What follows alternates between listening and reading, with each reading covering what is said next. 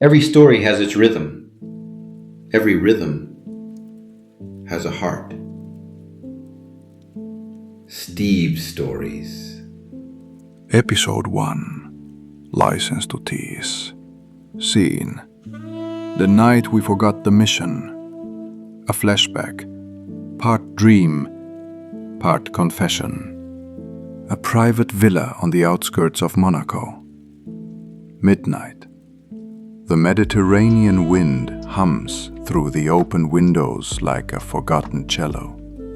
Beyond them, a still pool reflecting the moon like a second liquid sky. The scene begins underwater. We see ripples of light, bubbles rising like escaping secrets. Two blurred figures moving together. Music fades in. Slow strings and a deep, heartbeat tempo. The sound is muffled, distant, the soundtrack of an inevitable disaster. They say spies don't swim. They dive in, take what they need, and surface clean. A transaction, never a baptism. But that night, he stayed under. He chose the drowning. I've spent half my life pretending control was a virtue. That if I kept my pulse steady, I could outthink anything. Bullets, lies, even desire, that most volatile of chemicals. Then she walked in. A current I didn't know existed. And I forgot the mission before she even opened her mouth. S.J.D surfacing, laughing softly as water runs down his face like a temporary erasure. Vera leans on the edge of the pool, watching him like she's studying the precise moment a storm breaks. His movements are primal, effortless, honest. She moved like fresh water, clear enough to see through, deep enough to drown in. A beautiful flaw in the logic of my life. You don't seem like a man who forgets to breathe. Maybe I finally found something worth drowning in. Or perhaps something that remembers the truth. A moment of charged silence. The air thick, electric. He swims closer, a predator losing interest in the hunt. She meets him halfway. Their hands touch beneath the surface, the ripples reflecting light over their faces like liquid fire. A clock is counting down, visible only to them. It wasn't hunger. Hunger ends. This was something slower, more dangerous, like rain deciding whether to fall. Every touch had a taste of a question neither of us wanted to answer. Who are you without the mission? They move together, weightless, suspended. Her hair fans out in the water like ink. His hand traces her back. Her breath shivers against his skin. The camera never leaves their faces. Emotion over motion. You know this can't last. The coordinates always shift. Good. I only want things that end beautifully. And quickly. They kiss. The world goes quiet. The music receding to a single deep synth pulse. A droplet falls from her ornate silver earring, hitting the pool surface with a single echo. The camera follows it. Ripples spread outward, merging until everything becomes one seamless, fractured reflection. We talked about nothing that mattered and everything that did. I told her the truth once. A single bullet of honesty, just to see if it would survive the night. It didn't. Truth never survives the morning. If this is a lie, S.J.D, I don't want the truth to interrupt it. The illusion is perfect. It's not a lie. It's an exception. An exception is a weakness waiting to be leveraged. Let's be weak then. Cut to them emerging from the pool, wet and tangled, leaving a trail of shimmering water toward the villa. The wind seems to hold its breath. Soft focus on their hands, then their faces, flushed. I remember her breath on my neck, the salt of the Mediterranean and the sugar of her skin. The way the air changed when she laughed, like the calm between two storms that know they'll meet again. People think passion burns, but it doesn't. It freezes you. It cools you down, leaves you still, silent. A perfect target. Still water lies. Inside the bedroom, early hours of the morning, low light. S.J.D slowly opens his eyes, the absolute stillness in his movements betraying his profession. He is instantly alert. He rises quietly, standing over the bed, his shadow long and angular in the moonlight. He begins to button his shirt, preparing to leave, but his hands hesitate, a physical argument against departure. Vera is fast asleep, deeply resting, her body relaxed, moonlight on her bare skin. She is utterly unguarded, the deadliest thing he has ever seen. I prepared to leave before dawn. Not because I wanted to, because if I stayed, I knew I'd burn the whole world down to keep her safe. And that's how the doctor wins. He leans down, the intent to kiss her goodbye clear, but he sees the serenity on her face, the evidence of their shared fire. The impulse to erase the night is replaced by the need to possess it, one last time. Vera. He kisses her fully on the lips, a desperate, possessive kiss that takes rather than gives. She stirs slightly, a soft, sleepy moan escaping her, and the instant flame of pure, unthinking desire reignites between them. The motion is frenzied, a final, violent argument against their inevitable separation. The scene dissolves into the aftermath.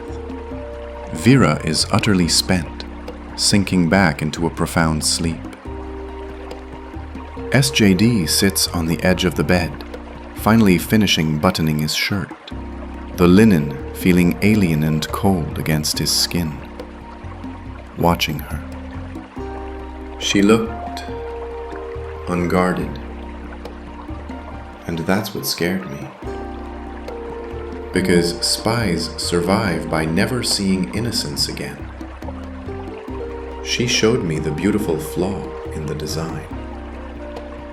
He finally closes the door, a slow, deliberate sound that is a promise of pain. When I closed the door, I told myself she'd forget me. But water remembers everything. And I am not clean. You were supposed to be a mission, Vera. Not a memory I can't scrub. Cut to morning. The bedroom is empty of S.J.D. Sunlight streams in. Vera wakes slowly. She sits up, rubbing her temples. Her movements slow, heavy with exhaustion. She reaches for him, finds only cool sheets. She stands but is dangerously unsteady on her feet, swaying violently as she grabs a silk robe.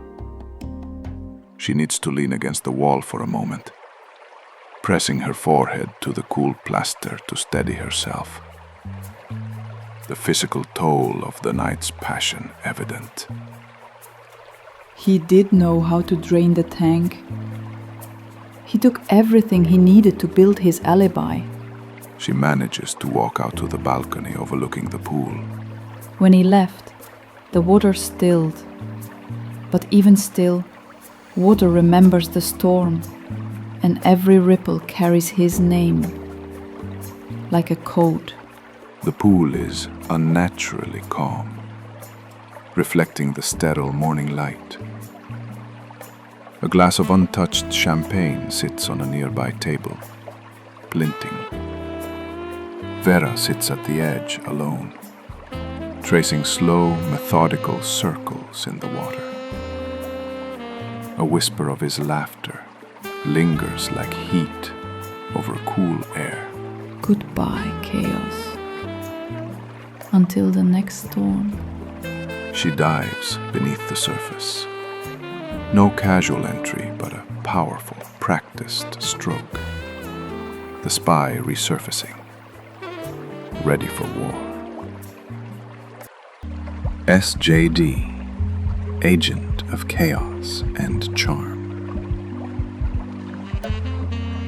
They say the world runs on secrets. I prefer to think it runs on curiosity and bad decisions. My name is S.J.D. At least that's what they call me in the reports. Some say I'm a spy. Others say I'm an artist with a passport problem. The truth? I'm just a man who learned that every mission begins with a woman and ends with one too. I've danced through danger in Havana, traded glances in Berlin, and kissed my way out of an ambush in Marrakesh.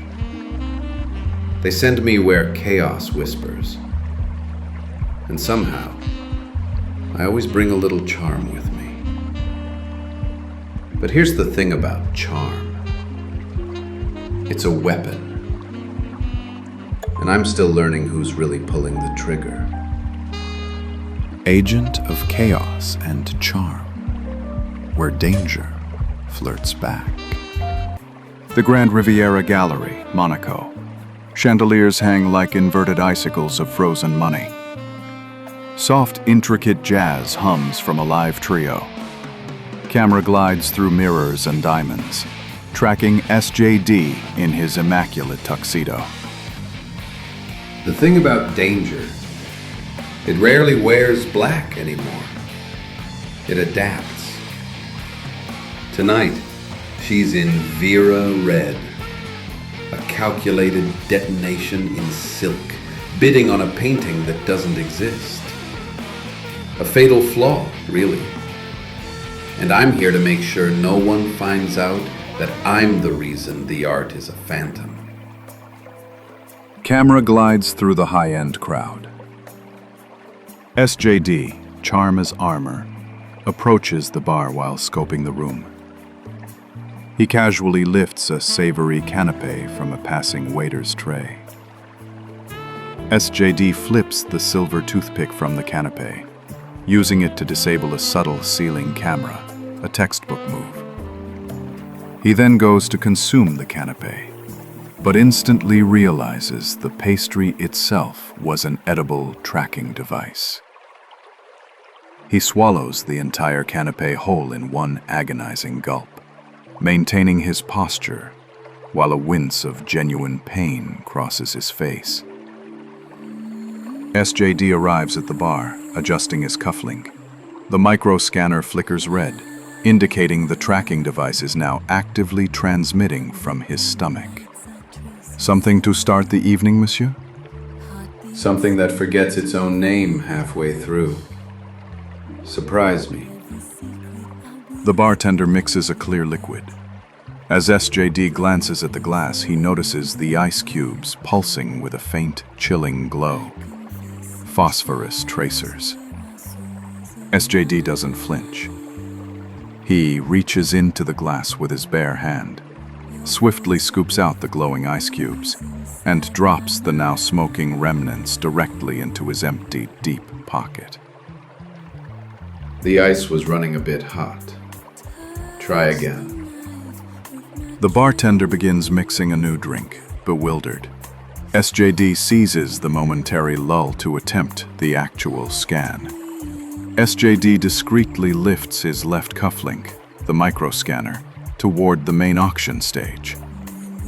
The scanner hums, then sticks. It's gummed up by residue from his own cognitive cocktail.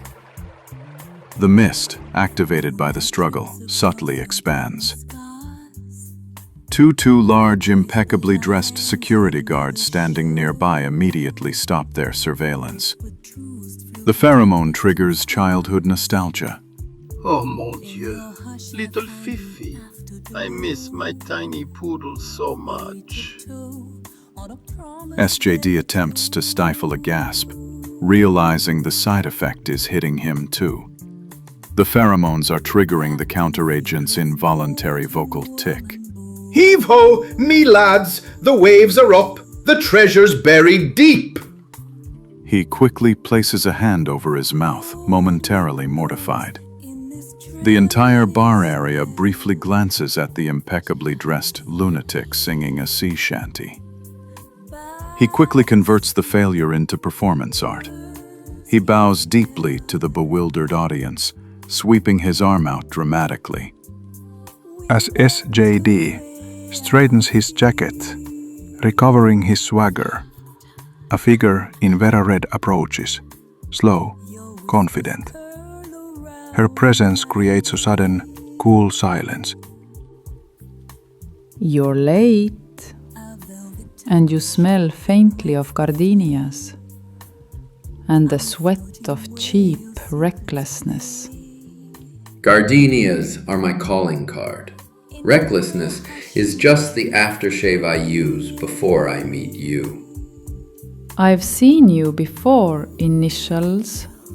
I get that a lot, usually from men who think they own the room. Men who own the room don't stare this long. They calculate. She reaches out, snatching the half-mixed, untested drink meant for him. She sips it, a potent, chemical blend, and her eyes don't even twitch. Bold move. What if I had poisoned it? Then I die knowing you're predictable. And predictability, S.J.D, is the real toxin. A beat of electric silence. S.J.D subtly snaps his fingers to signal the trio to change temper. You're not here for the art. You're here for the entropy. Depends. Does a meticulously crafted lie count as art? She glances toward the painting, the midnight siren, its brushstrokes shimmering faintly. Too symmetrical for something human. Depends on who's forging it and what truth they're trying to edit. And who's watching the edit? Their eyes lock. A philosophical challenge disguised as a flirt. S.J.D feels a sudden sharp twinge in his pocket from the melting traces. Static crackles. Target confirmed. Vera Lune, the algorithm. Asset of DeLance Industries. Caution, agent. She breaks people using poetry. Tell me, Vera, is it true what they say about your employer, Dr. Evander? Which version of the myth are you currently operating on? The one where he funds black market AIs using the stolen, digitized emotions of his former lovers. You say that like it's a critique, S.J.D. I say that like it's a terrible waste of good data. You and I, initials, we trade in the same currency. The beautiful lie. Now tell me, initials, what perfect deception are you really here to pull off? The truth, But I'll settle for the painting and a new pair of trousers. Then we're enemies tonight, and I always win the opening gambit. Only if we both survive it, Vera. And if I survive, the universe owes me a sequel. Her hand brushes his sleeve, sliding the tiny data chip into his cuff. S.J.D. simultaneously snatches the discarded phosphor-traced ice cube remnants from his pocket and flicks them into the adjacent coat pocket of a rival bidder. Good luck, S.J.D. May your chaos be symmetrical. I was hoping it wasn't me. Because I think she just downloaded my operating system. And thus begins the dance, the first movement of the concerto. She told me to follow her lead. A lovely invitation. Unfortunately, a spy's lead is always towards a cliff. And I never learned to fly. The heist. The surgical swap. The chandeliers violently flicker off, then on again. In the microsecond of darkness, S.J.D. glides silently across the room, swapping the painting for his copy, the one with the tiny, absurd cartoon mouse playing a saxophone. Setback number 2. The phantom painting. The lights stabilize.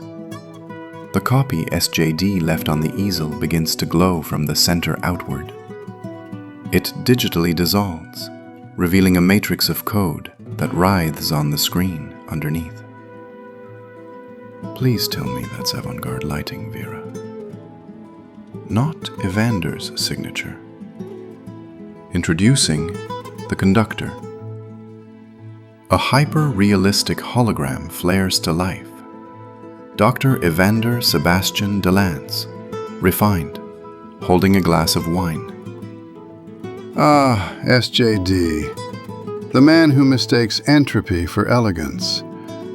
I conduct chaos. You merely trip to its beat. A predictable rhythm.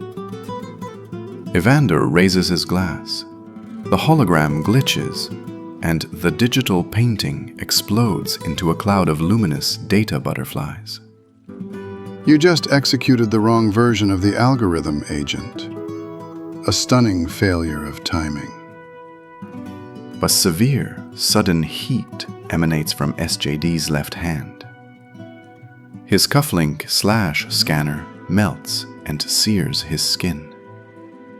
Always a pleasure, Doctor. Tell your virus it owes me a new watch, and possibly a tetanus shot, and maybe a better color palette. The palette is exquisite, Agent. Now, let the music begin. Evander's hologram dissolves with a sharp, dissonant chord. Alarms swell. Chaos has blossomed.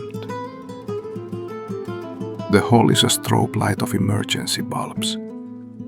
S.J.D. turns to Vera. You knew the painting was a decoy. You set the trap. I told you, we were coordinates. My next destination is off the map. I'm retrieving the truth. You're retrieving a lie. Vera attempts to hit her exit trigger. Too late for solo acts. S.J.D. lunges, dragging Vera toward the chandelier. She hits her heel trigger. A muffled, structural crack echoes. You've detonated the supports. You'll be buried. S.J.D. pulls Vera onto the swinging chandelier. A cartoon physics moment. The night in Monaco? That was the truth. She pushes off of his chest. A smooth, shocking tactical maneuver, falling directly into the plume of dense smoke and fire. This is survival. Vera! No! She didn't run from the explosion. She walked into the fire like it knew her name. She bought her freedom with a betrayal only she could afford. And just like that, the lie became the most honest thing she ever told me. Cut to Vera, emerging from a sub-level access tunnel, wiping soot from her face. Goodbye, Johnny. S.J.D. lands on the banquet table, pursued by elegant assassins armed with laser-guided briefcases. Rule number 2. Never let a perfectly tuned object go unused. The xylophone, S.J.D. uses a silver serving fork to play a rapid, complex C minor scale across a row of champagne flutes. The specific vibrato triggers a structural frequency feedback loop. The entire glass roof shatters in slow motion. S.J.D. dives through the raining glass, landing directly into a moored Venetian gondola. He hits a booster button, turning it into a jet-propelled submersible. He speeds away. The gallery's structural damage detonates. The resulting fireball is perfectly shaped, a massive, fiery martini glass. They say art is about perspective. I just learned mine was skewed by a very beautiful set of coordinates. Vera Lune. From where I'm standing, this one's a masterpiece. And she signed it with my heart. S.J.D. tosses his martini glass into the air. It lands perfectly, impossibly upright, in the glow of the distant, fiery martini glass-shaped chaos. Fade to black. Until next time, keep the rhythm alive. Evander DeLance watches the footage of Vera walking away. Play it again, Johnny. Let's see what chaos composes next.